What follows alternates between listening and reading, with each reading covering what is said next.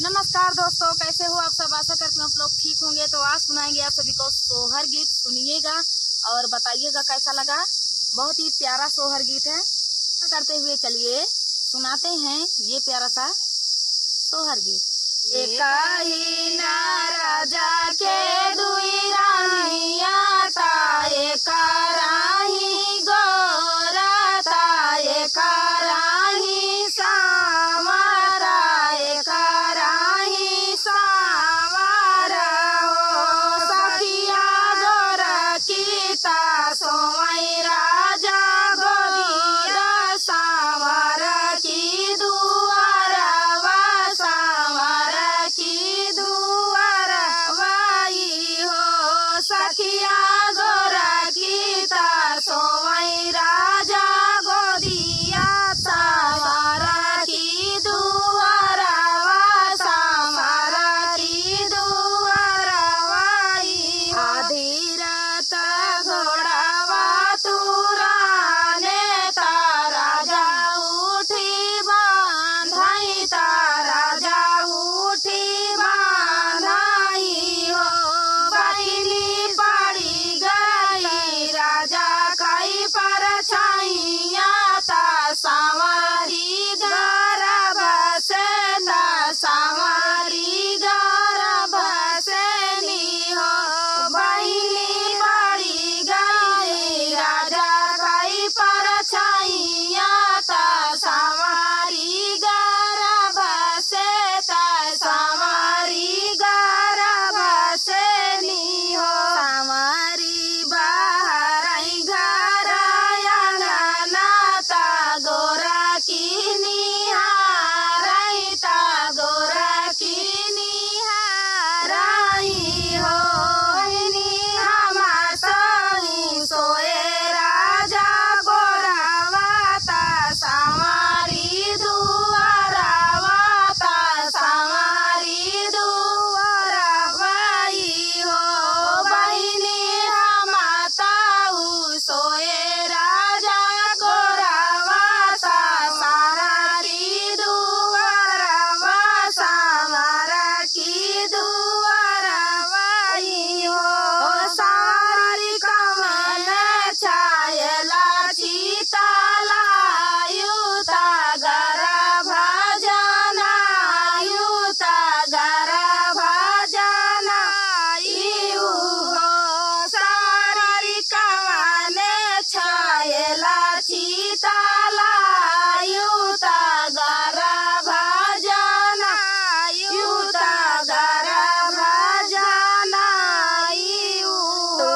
ताऊ सोयु राजा गोरिया ता, हमारी दुआरावा ता, हमारी दुआरावाई हो।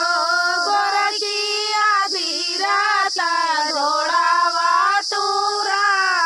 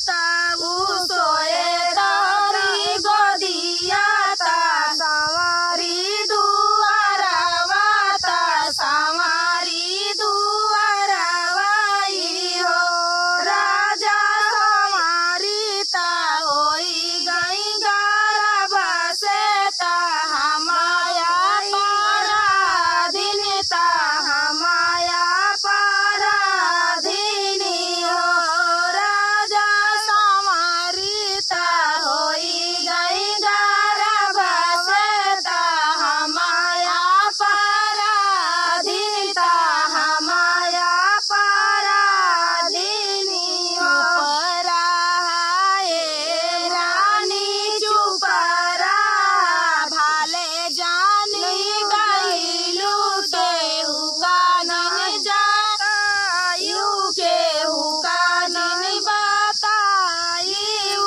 हो रानी संवारी के होई जब लाला नावा हमारे घरे सोहर हमारे घरे सोहर हो रनिया संवारी के होई जब लाला नावा हमारे घरे सोहर अपने घरे सोहर हो रानी ठुमुकी लाला चली है तीनाऊ जाने देखबई तीनाऊ जाने देखबई हो रनिया ठुमुकी लाला न चली है तीनाऊ जाने देखबई तीनाऊ जाने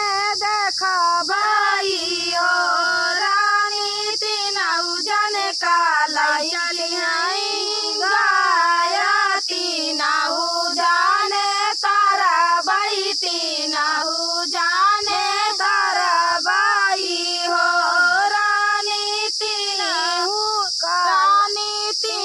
जाने काला चली है गाया तीनाऊ जाने तारा बाई तीनाऊ जाने तारा बाई हो। तो दोस्तों ये प्यारा सा सोहर गीत आप सभी को कैसा लगा कमेंट में बताना दोस्तों। मिलते हैं नेक्स्ट वीडियो में, तब तक के लिए नमस्कार।